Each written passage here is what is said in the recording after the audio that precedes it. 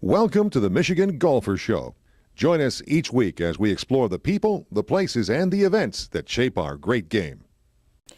Hi, I'm Jennie McCafferty. We are here at Bandon Dunes Golf Resort. Well, with us is Erik Peterson, and he was here last fall during the Speed Golf Championship. And the course right behind us, Old McDonald, was one of the courses on which these guys played. What do you remember about that? Well, to be clear, first and foremost, I didn't actually participate in the event. But you were here. Absolutely. Just wanted to make that clear to your viewers. But yeah, it was an amazingly special event to be a part of. It was really this blend of running and golf athleticism. There's a lot of great golfers, there's a lot of great runners, but how many of those folks are great runners and golfers? And so that's really what that event, I think, what made it stand out. And the roster that we were able to get, like Nick Willis from New Zealand was there, Bernard Lagat, who's another Olympic champion. It was just amazing, the runners that we got, and then there were also really high quality golfers. The defending champion this year, so he won in 2012, played golf at Notre Dame. So he is a really good golfer, but also enjoys running. So it was a great hybrid between the two. It was a special event to be a part of. And I think Bernard Lagat really hadn't played very much golf until he came here, had he? He hadn't, and it was the first time I met Mr. Lagat, and I must say he was probably one of the nicest, I think one of the nicest people I've ever met, to be honest with you. He left me speechless at sometimes because he didn't play golf particularly well, but he's so accomplished as a runner. His running time was incredibly impressive. He looked like an Olympic champion running down the fairway of Old McDonald. So it was a unique thing to be a part of, and it was really neat. And Bernard, Nick, all of the people that participated weren't just great athletes, but they were great people. They were excited to be there. It was a great venue, and it was just, like I said, a fun event to be a part of. Well, it must be fun to watch them run on a different surface. It's not a track and it's not a road, so that in itself has got to be pretty cool. Yeah, actually on our Facebook page, we took a picture of Bernard's spikes because he's a Nike athlete, and they had made him a pair of his running shoes, but with golf spikes on the bottom. And so that was really neat. It was, and I think it once again showed that it's not just running, it's not just golf. You kind of need to build, even if not only the way you play the courses, but the equipment that you have kind of sometimes needs to be a hybrid between the two.